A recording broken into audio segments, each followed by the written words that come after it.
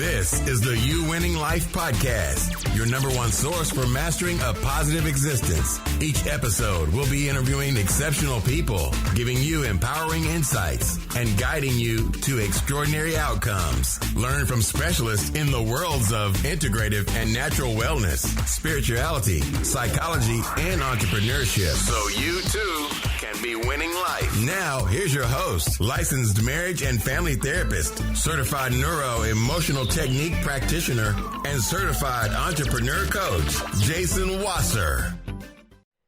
Today's guest is Julie Arndt, and she's the founder of the Peak Performance Method, which is a unique model combining critical productivity, mindfulness, and leadership tools to help forward-thinking individuals and organizations develop the next workplace superpower through scalable programs. Julie is a stress management trainer, sought-after international speaker. She originally hails from Germany and has lived in 5 countries over the last 14 years, speaks 3 languages fluently, and after working in Google in Silicon Valley for 7.5 years, while that company grew from 30,000 to 100,000 employees, Julie has been running her own consulting and coaching business, helping over 5,000 employees at innovative companies more understand the effects of stress on the body and the mind, move beyond burnout, and build a mindful lifestyle that delivers focus, high energy, and productivity. So Julie, thank you so much for spending time and hanging out with us today. My pleasure. It's Julia, actually. Julia. Sorry. Let me do that over. Sorry. No worries. I don't know why I'm doing that. So Julia, thank you so much for hanging out with us today. I'm really excited to have this conversation with you. I'm very excited as well. So we have a lot of overlap in our worlds, and you're coming originally from corporate, right? Mm-hmm. Yeah, that's correct. Yeah, and I came out of this nonprofit informal education world and stumbled into the healing and the therapy. And organically, I knew that when I was working with people and spending my time doing these programs and these events and these organizations, I was really just doing therapy a lot of the time. So that's how I evolved into this process and, wandered into the mind body stuff. But I would love the listeners to hear that evolution for you of where you started seeing the writing on the wall about the stressors and the challenges and things that were going on in the environment you were in, and that shift and pivot where you're like, oh, I got to do something about this. Mm-hmm, mm-hmm. Yeah, it's a great question and brings me back to some interesting times in my life. So I worked for Google for 7.5 years, both in Dublin, Ireland, and in Mountain View, California, so in Silicon Valley. And as I moved out here to California, I completely fell in love with Lake Tahoe, which was kind of funny because I had never lived in the mountains. I skied a few times in my teens, but, was not a big skier or anything. But I came out here and I really loved it. And that was really a pivotal point for me. That's why I'm talking about it, because as I was really drawn to the nature and being outside and, all of the activities, obviously, that come with that, I started to think about how can I make this work? How can I work for a company, or how can I make money and at the same time have this different lifestyle, this lifestyle that wasn't maybe really fully available as I was commuting back and forth between Mountain View and Lake Tahoe, which is about a 4-hour drive in each direction. And so it was obviously a journey, right? At the beginning, I bought a house here. I bought a condo in Lake Tahoe in 2016. And at the beginning, I thought I have the best of both worlds. I was like, working in Silicon Valley during the week. And then on Thursday nights, I would drive up to my house here in the mountains and then work from home 4-day Fridays. And then just have, the playground that I wanted to have for the weekend. And I loved it. And I was like, I'm never going to get tired of this. I don't mind the drive at all. This is amazing. And then, of course, over time, it's, you shift your mindset and you shift your perspective on things. And that was the time when I started my first business. So this company that I am running now since 3 years is actually my third business. So I'm a little bit of a serial entrepreneur, which in hindsight is kind of crazy as well, because I never considered myself an entrepreneur. But then with the life circumstances, it all of a sudden seemed super appealing to me to have that lifestyle. So I started my first business. It was an Amazon business. So I basically bought products, created a product, and then sold it on Amazon.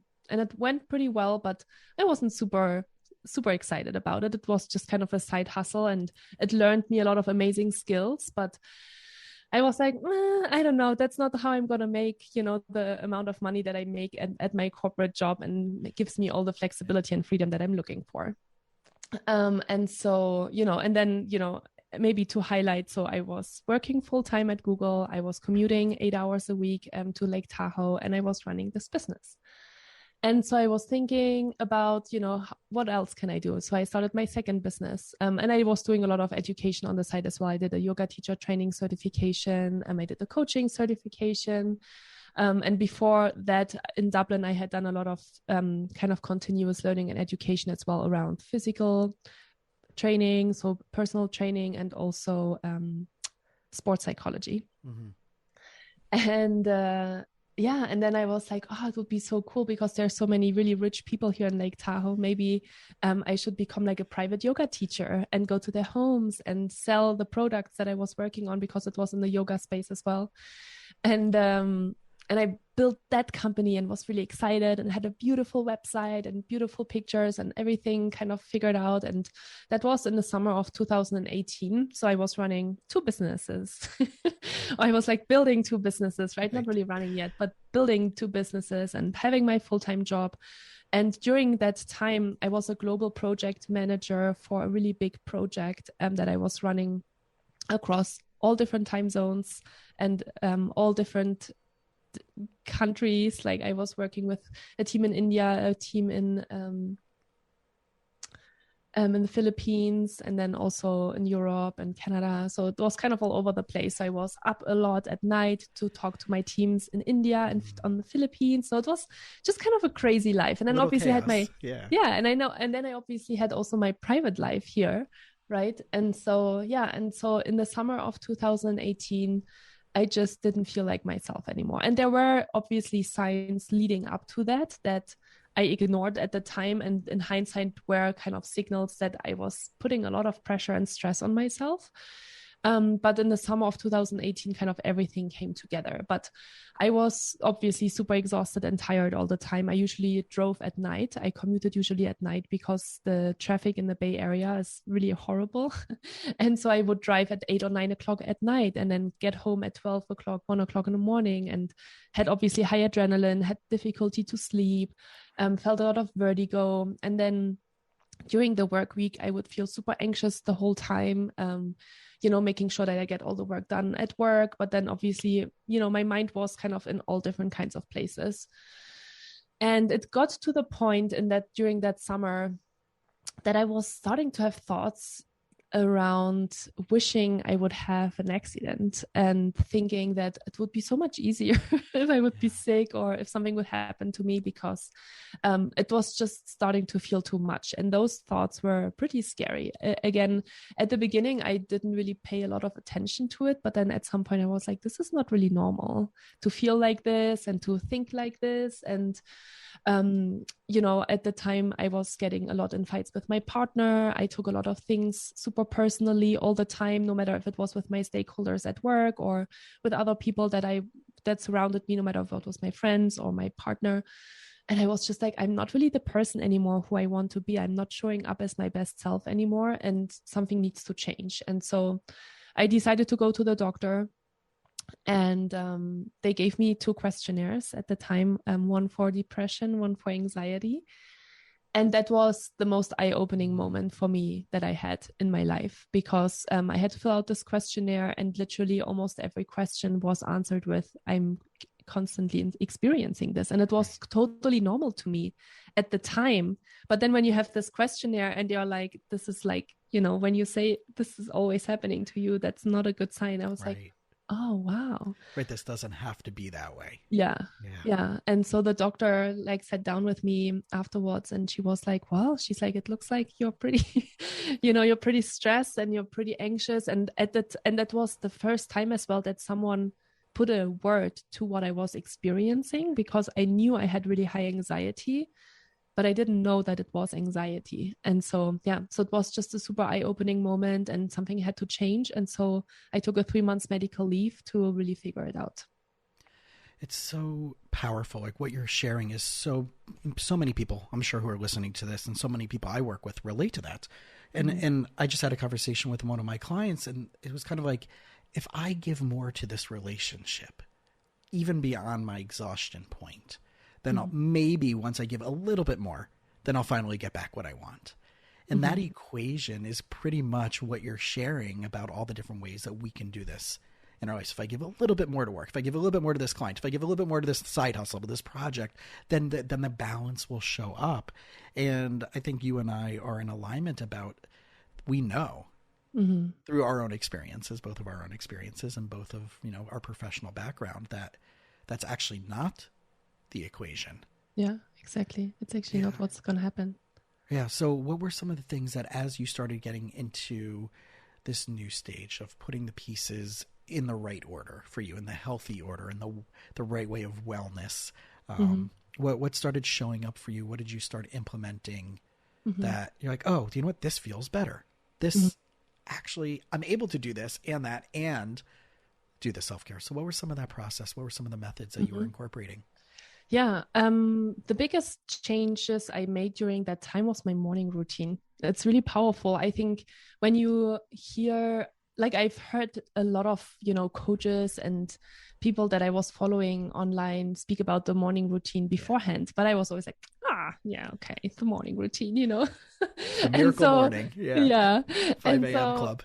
I was like, okay, there must be something about the morning routine. So I was really intentional about, how did I start my morning routine before? And how much anxiety did that already create, the first hour in my day? And then, and then I really changed that. So I set up kind of 5 steps that I wanted to take care of in the morning. And I was really intentional about not checking my phone during that first hour in the morning. And that made a huge difference. I started journaling in the mornings as well. So just writing down a lot of the thoughts that I was having and a lot of maybe the fears, right? Because I was experiencing a lot of anxiety because I was in this pivotal time of, I don't really know what's going to happen. Am I going to stay? Am I going to go? Am I going to start my own business for real this time and not just kind of, with one foot in the door and one foot out? So the morning routine was something that I really made this shift pretty quickly too. It took me like 2 weeks where I was really like, okay, this is what I'm going to do. And I set my alarm clock every morning and woke up at a, specific time and went through these kind of that little sequence for myself. And I was like, wow, I'm feeling really different. And previously, before I kind of got into that burnout, I was a really active and healthy person. I worked out 5-6 times a week.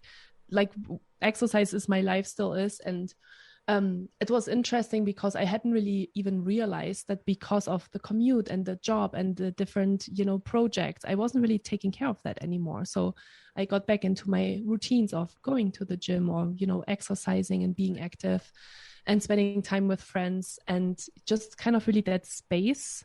It was really powerful for me to take that medical leave. And I know that not everyone has that, that advantage to maybe do that. And people sometimes ask me, can we still do it even though I might not be able to take that long of a time off? And I'm like, absolutely, you can. I found it really powerful to just create that space because I think I had so many thoughts on my mind and so many things that I had some hands, some hands and feet in. That I was like, I just really need to reconnect to myself and understand what's really important for me and what do I really want to do. And, at the time, my family, my partner, they were like, don't leave Google. It's the best place to work at. What are you doing?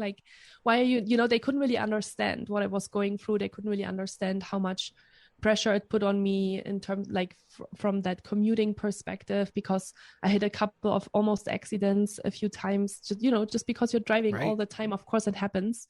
And so while I was driving, I was so fearful. Like for 4 hours, I was just sitting in the car with high anxiety and adrenaline, trying to focus and, trying to obviously not get into any hairy situations. And that was a lot of stress. Like every 4 days, I would go through that process of, okay, hopefully. And then the I'm build up to that. Yeah, to that too. Yeah, getting into the car and stuff. And obviously we live in the mountains. So in the winter time, it would be like, is there a snowstorm coming? At what time do I need to leave in order to still get into black just ice, right? like Anything that funny you don't things. Yeah. Yeah. What was I saying? Oh yes. So my family wasn't super supportive of me and my partner either of me leaving the corporate world, because it's a different lifestyle as an entrepreneur. It's a lot of responsibility. You have to be super self-motivated, and that was tough. So that made the decision even a little bit more difficult because, you don't want to disappoint anyone. Right. But I got to the point where I was like, I need to do this for myself. I need to take care of myself, and I need to do what feels right for me. And if it's not going to work out, I can always go back or find another, corporate job. Yeah. And that's what I that story is so relatable, and I hear it day in and day out of accommodating other people's expectations of us. And if I don't make them happy, who and what am I? As if our purpose is to be on this planet to make other people happy according to what they want from us versus help making ourselves healthy and happy according to what serves us. And as I was thinking about the routine, right, that morning, and whether it's a morning for someone or it's their evening, whatever it is that they decide, right, for you, it turned out to be that morning. I've realized that it's the consistency of that process, no matter what it is. Just be consistent with it, and then some level of accountability. So when we're looking for people who are like-minded, right, to get us to that goal, we can't necessarily go to the naysayers. We know they love us. We know they're looking out for us, but they're coming from a place of their own insecurities of the worst case scenario. I don't want that to happen to you right. And I also see it as if they haven't ever reached that level themselves, they're basing it and judging it through their own limitations. Absolutely. Through that lens. So as I talk to my clients all the time, I'm like, you don't have to go buy and work with $1 million coach. But you just have to find the people out there. They're on YouTube. They're on podcasts. You don't have to pay for it right off the bat, right? In other words, the resources are out there, but who's already the success in that area that you're looking to achieve in? Go on Google, right? Go on podcasts, whatever, go on YouTube. And see, right, who's the best at, who's talking about this the most, and just start washing and repeating that data, those success stories, those patterns. Absolutely. Right. Not only listening to it, but also starting to make changes in your life and taking action. I think that's the biggest difference. I think I talk to a lot of people as well, and they know a lot of things. I think we all know a lot of things because we are living in a society where information is just available, right? And so many people talk about the same things, which is great. And so many people are so well educated. But then the question is always, do you also take action on the things that you're listening to? Or the are you just listening to it? execution of that process is the difference between 100. What's that quote? It's dreams without so goals without action steps are just dreams.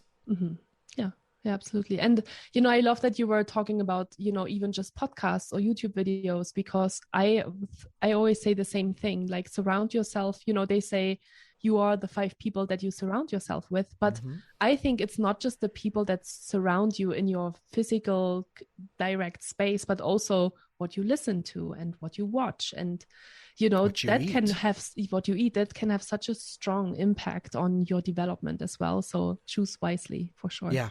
And I think the process that I walk my clients through, and I had that conversation yesterday with one of my clients, and I share that, and Gary Vaynerchuk talks about that all the time. It's like, the people who are your 5 people, which other people have talked about, but then he adds something interesting. He goes, the people that you are surrounding yourself with, the next question to ask is, who's not doing it well enough? Who's not the healthiest? Who's not and if you can't figure out who that is, it's probably you.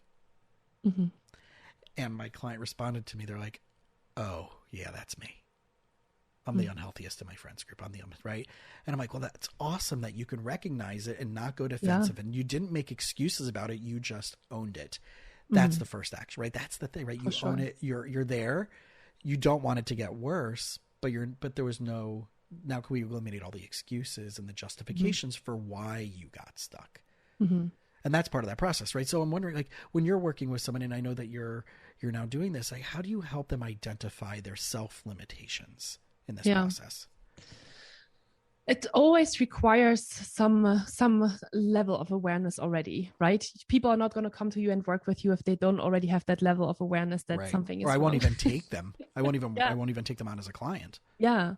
Sometimes I even talk with friends or with clients, and they highlight another person where they identify, they could really work on this. But as long as the person doesn't identify it themselves and has some level of awareness that something needs to change and they want to change something, it's almost impossible to start that process. But so I would say, all people that I work with obviously have at least a certain level of awareness. And then I really like my work because I do a mix of both. I always say, I want my clients and the people that I work with get to whatever they want to perform at, right? Like to get to the next promotion or to build their own business and be really successful at that. But at the same time, also be aware of what tools they need to sustain that.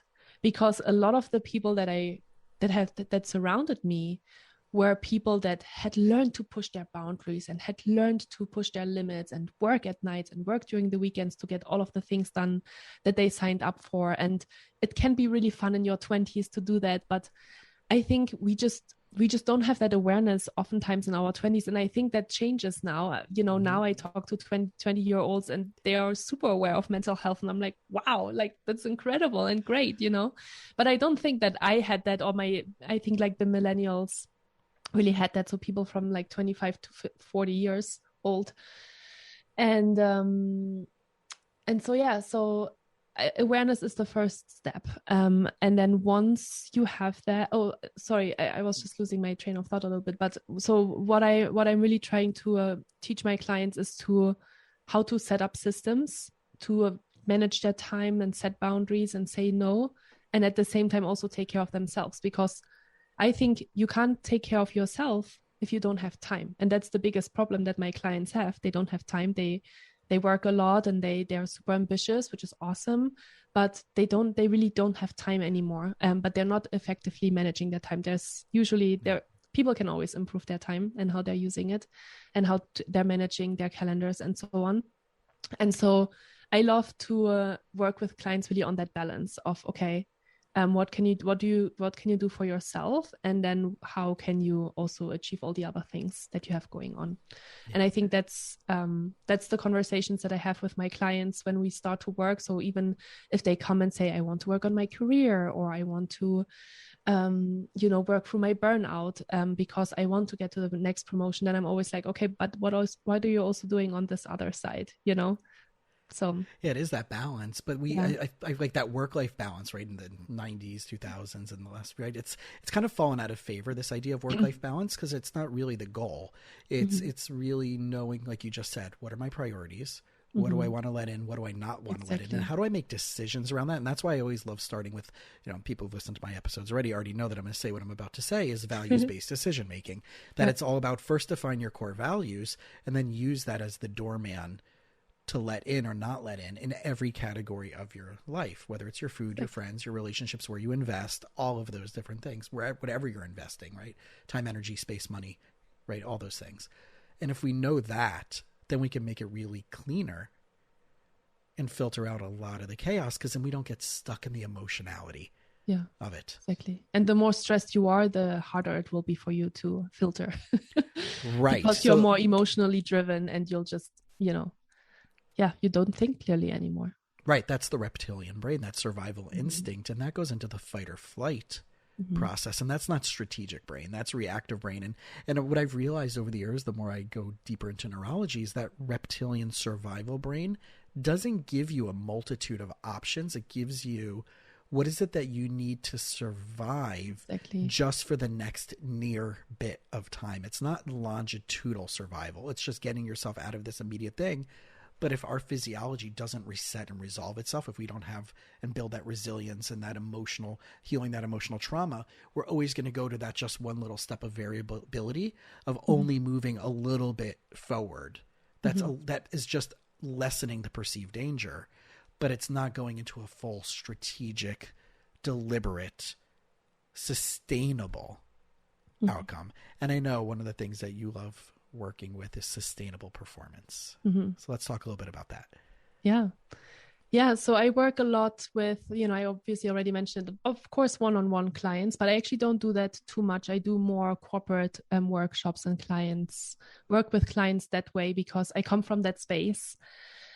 And one of the biggest things that I realized as I was going through my own burnout was that there were tons of amazing resources available once it happened to me, right? There were EAP programs, so employee assistance programs, like free therapy, obviously medical leaves. There were internal resources about burnout and about depression, anxiety. But up until that point, I had never heard of it. And I was working there for 7 years. And so it's really become just really a new wave, I think now, obviously also with the pandemic and stuff, that more people are aware of the importance of paying attention to your mental health. And I felt incredibly alone when I went through this process. I felt very, very guilty, right, to take a medical leave because I was thinking, what are people thinking of me? Right. The stigma involved. Yeah, the stigma. And I never had really heard of anyone either that had gone through burnout. So that all, sat with me, and obviously I had a lot of time to think about that as I was going through my medical leave. And and I was thinking to myself, well, I was starting to look at research as well and data, and I was thinking to myself, well, if so many employees leave companies because they're burned out, and even now, even more so, right? They are talking about the Great Resignation. And I was thinking to myself, why do companies have not learned to integrate those programs right from the start and teach employees, their amazing employees, ambitious employees. They have shown that they can work extremely hard, but why have they not from the beginning shown how to continuously be able to perform on that level? Yeah. And that's really kind of where I'm starting to get very excited about. And that's really my passion and my mission, because I'm like, that needs to happen. I don't understand, because it's actually really simple. There are simple tools to identify your values and identify what's important for you, to practice self-care. How are we building routines? How are we managing our time? How do we set boundaries? And when people learn that from the very beginning, when they start in a company, imagine how much happier they would be, because they have that balance in their life where they work really hard, but then at the same time, they know how to take care of themselves. And then obviously are also there to take care of their families or their stakeholders and so on. And so I work a lot with corporate clients and with corporate teams to basically help them learn these tools. And it's a fantastic job. I really love it. I've trained over 7,000 people in the last 2 years, virtually, obviously. And this year we might start to go back a little bit to on-site trainings as well. But it's really powerful because, it's really how do you start shifting your mindset of your clients? Because even today I work with corporate teams and they hire me for a 60 or 90-minute workshop. And then they leave, and then that's it for that 1 year. That's what they're learning in terms of time management or setting boundaries. And I'm like, no, it needs to be more. And so it's been a really interesting process for me to understand how can I really influence that culture, and how can I influence the well-being programs internally to make people understand it's not just a one-off training to kind of tick a box, right?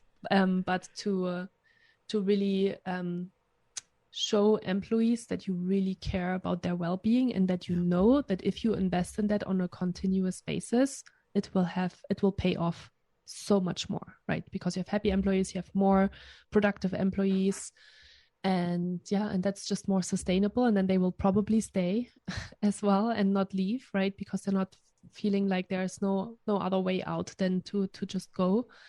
And I haven't, like I said, I'm still working on this. I have a vision, but in order to obviously implement that into the companies, it takes a little bit of time and talking to the right people.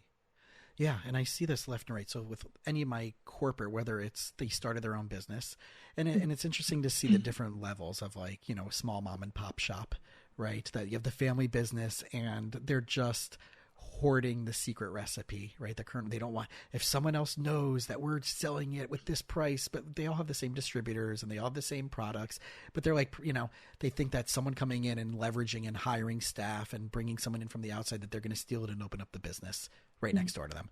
Right. That's just like, that's already a level of stuckness. And then you go into, the solo people, right? They're just doing their business by themselves, or the small groups, or the lawyers, or, the healing arts practitioners that are trying to do it. And they maybe have a small skeleton team, but it's still, they're doing a lot of the stuff themselves. And I'm sure you're familiar with that whole E-Myth model, right? The entrepreneur, manager, technician. And like, when I explain just that theory to people without them, like, and they're like, oh crap, I'm doing it all. I'm trying to go out and make sales, and I'm trying to go out and market, and I'm trying to go out and do the right. I'm also being the barista and making them coffee. And it's not a sustainable model. And one of the clients that I'm working with about their side hustle, and I'm like, I know what you hate about the reason why you're annoyed about your side hustle. It's not sexy. It doesn't sound sexy to the outside world. It's dirty, it's grimy, it's a lot of work. But that whole entrepreneurship thing over the last couple of years, as you know, right, that everybody's jumped on that. I'm an entrepreneur. I have a business. I'm a CEO, right? You know this because you've actually worked in real worlds with real CEOs and everything like that. But just because someone opens up a business does not make them the CEO.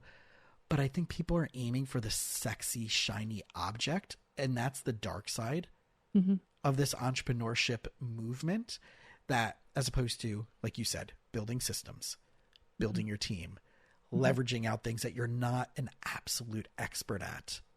Yeah. Right. Yeah. And finding the right people to do that. And I shared this yesterday. And so like all the themes kind of roll up into like, consistency, where I'm like, if I send my laundry out to somebody because I'm choosing to see a client during that time, I'm living in my purpose. I know I'm making money to pay someone else who at that point in their life developmentally is doing their purpose, because they can't do the therapy for someone else right now. So where they're at is, and I'm taking away from them being able to do what they need to do if I don't leverage them in that time frame while I'm doing what I'm best at. Yeah, I love to think like that. Yeah, that's really powerful.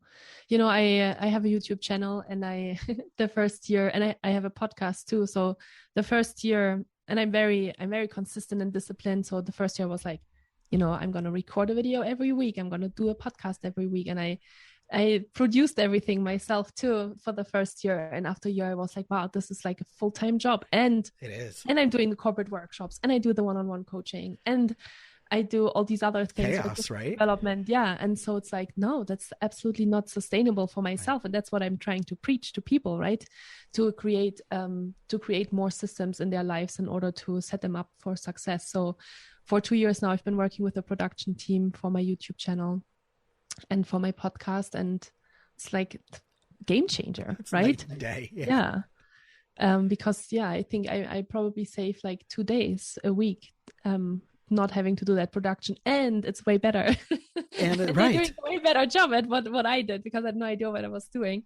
And it's powerful because I think it's actually beneficial to do it at some point for yourself, right? Yeah. Because then you have that experience, and you can have very different conversations, and you know what's possible and so on. But then it's also really freeing to hand that over to somebody else. Right. When you were talking about your teams before in the Philippines and this place and that place, but that's what it is. Like if we're, and we don't even have to have a business, right? If you're listening to this, you don't own a business, you're working somewhere, you're an intrapreneur, right? You're helping a business grow. You can still find ways in your life to bring this into your life of, right, how do you leverage time for money, for freedom, for peace, for tranquility, and all those things? And years ago, I would think about like, how can people have come in and they have these like live-ins and they're doing the cooking and the clean and all this stuff. And it's like, I didn't see it because my price point of my money mindset was so poor, right? Because I didn't see the leverage mindset. I didn't see I can do this at this price point, have way more fun than going and doing my dishes and cooking. Mm-hmm. Yeah. And we can find, right, or working with a personal trainer or having one of those meal companies for, right, if you really figure out, like, people don't sit down and they don't do the numbers. How much time is it taking you to go grocery shopping right there, right? A week, if you're not doing, even if you're doing Instacart or whatever. But if you're going to Whole Foods or Sam's Club or BJ's or Public, whatever, whatever you have out there, and, Sprouts or Trader Joe's, right? You still got to get there. You still got to find the stuff. You still have to pay for it. You still have to check out. You have to put it in your car, bring it up to your place. So that could be an hour and a half process. Mm-hmm. But for that hour and a half, if you are working on a high value activity that you can make either more quality time with the people you want to be with, spend the time in the gym, we have to figure out what that dollar cost benefit analysis is. And a lot of times it's sometimes negligible, especially with the food prep. I'm finding that it might be a little bit more. So if that's one thing, like, I want to eat healthier, great. Let's find a simplistic way to solve that problem. Yeah.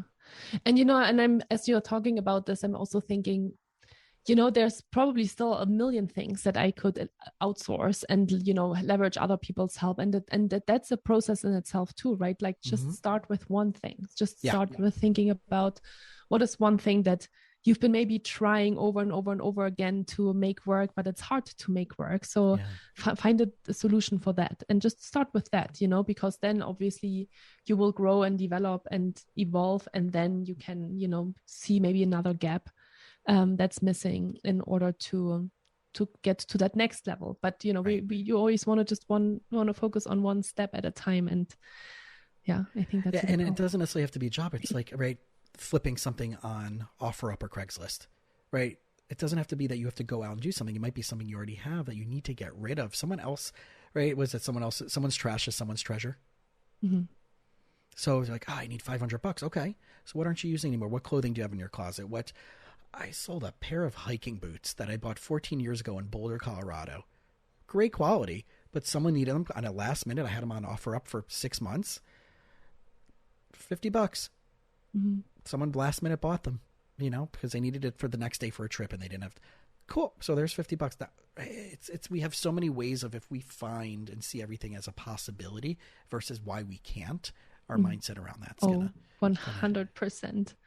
Yeah, that very resonates with me. It's funny you say that, because when I do my time management workshops, for example, I always have these like one or two participants that are like, but that doesn't really work like this. And, like, they just find reasons why the systems that I'm introducing to them are not working. And I really love them.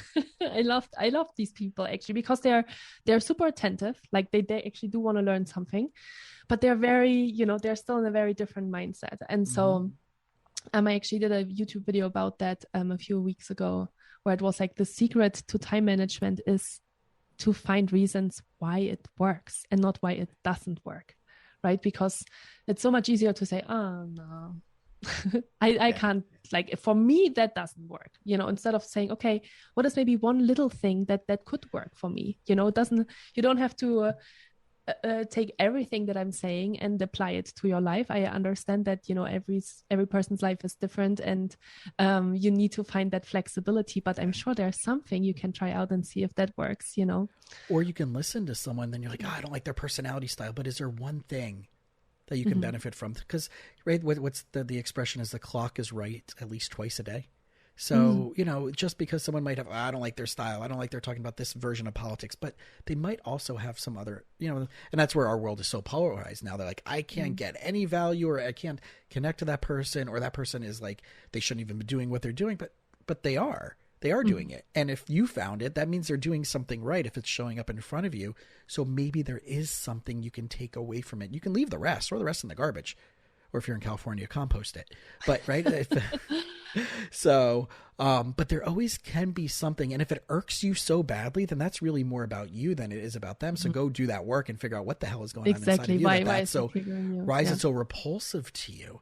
And I think that's really just finding that simplicity of being more open-minded and finding just the reasons. Again, like you said, like I always ask my clients, like, okay, so I just heard you give me 5 excuses on why you can't.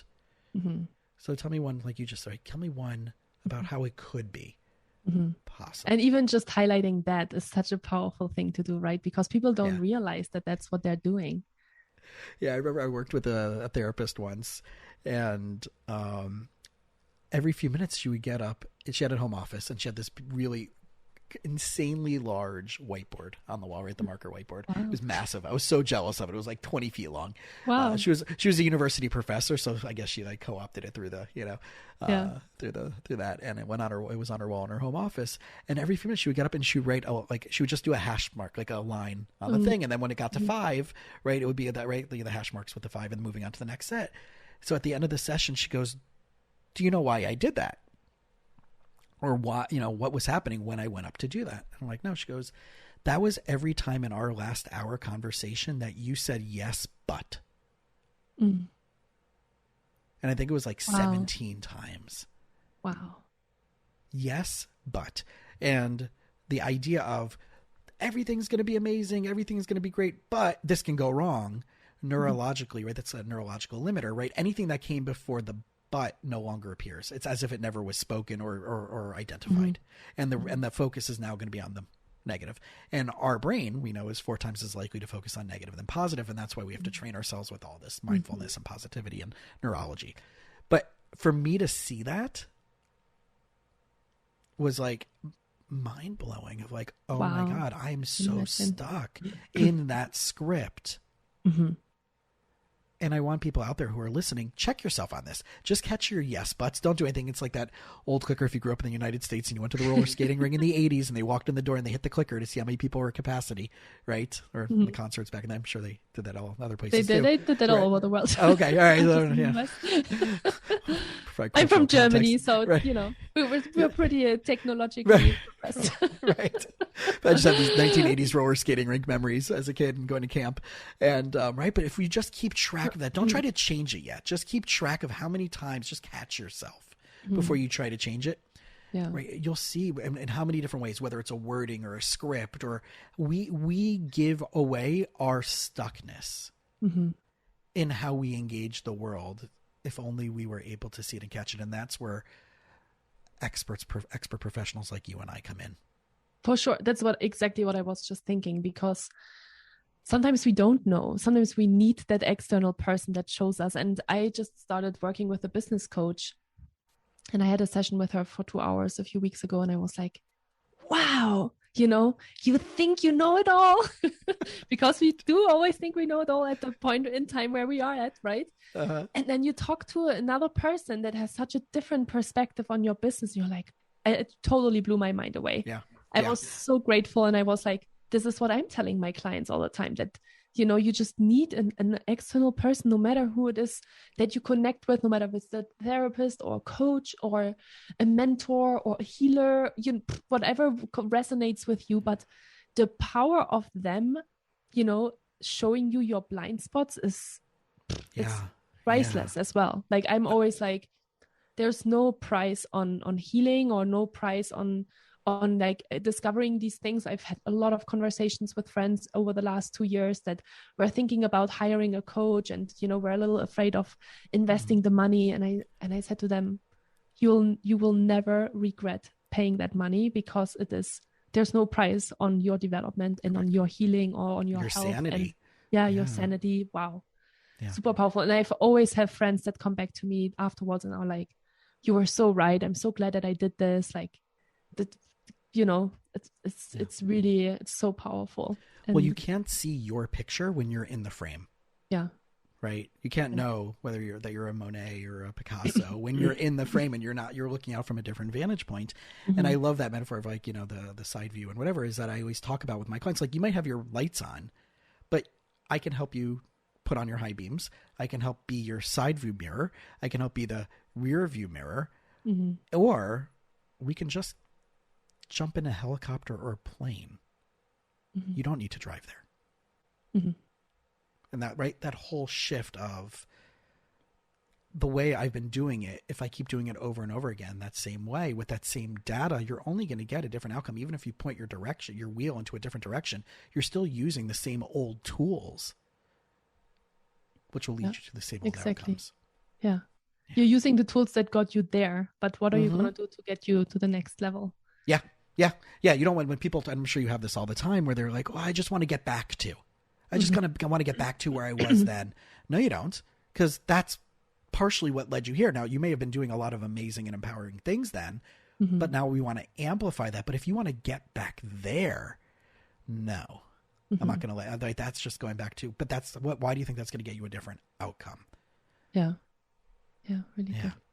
So I want to have people, right, if you've loved this conversation, I've loved this conversation. So I'm only going to assume, I'm going to be blasphemous and speak for everybody who's listening. If you want more of this, which you probably do, right? And then there's so many different things that we didn't even get into, all the different tools to start managing your stress, right? All the things that, you know, one of the things that Julie and I were talking about before is like, I want to talk about things that you don't talk about on other podcasts, because the whole thing is, go hear that. Go listen to her or any of my other guests on other platforms where you're going to get that, right? Yeah. Right. So, which is a good excuse for them if they got any value in this, is to now find your podcast, which is called Stressed. Ah, there you go. The Stressed Podcast. And stressed with a D at the end. So it's just STRESSD instead of the ED. So the Stressed Podcast. Beautiful. And also they can find you online as well on Instagram, right? It's Julia Arndt, ARNDT coaching, JULIA ARNDT coaching. And it's very similar on your YouTube and your and Facebook. Those are the main things. And you got your LinkedIn as well. But obviously they can, I'm assuming, reach out to you and find you there if they have any questions and want to hear more. And obviously y'all know how to find me, and like always, right, the cost of admission. I stole this line from Andy Frisella, who's big in the entrepreneur. He's like one of the top entrepreneurs. He's like, I don't do advertising. The cost of admission is, if you've liked this podcast and you think you or anybody else can get value on it, please share it and leave us a review. And so I really want people to, you know, if there's anything that they've heard on this or any other episodes, just do that. Just share it out. Just bring value to someone else. So Julia, man, we're going to do this again. I want to do this because I want to do deep dives more into the difference of, you know, okay, so now you're doing this, now you're in this entrepreneur space, and now you want to bring this to your team. You want to be the person that you struggle with this like you are, and now you're bringing this to other people. But what happens if you're the business owner? What happens if you're the owner of a corporation or a CEO, or you have any decision-making power? How do you start implementing this in your culture? And I'm already inviting you back to have that conversation with me. I would love to. Yeah, it would be my pleasure. Thank you so much. Awesome. Thanks. Thanks for listening to the You Winning Life podcast. If you are ready to minimize your personal and professional struggles and maximize your potential, we would love it if you subscribe so you don't miss an episode. You can follow us on Instagram and Facebook at You Winning Life.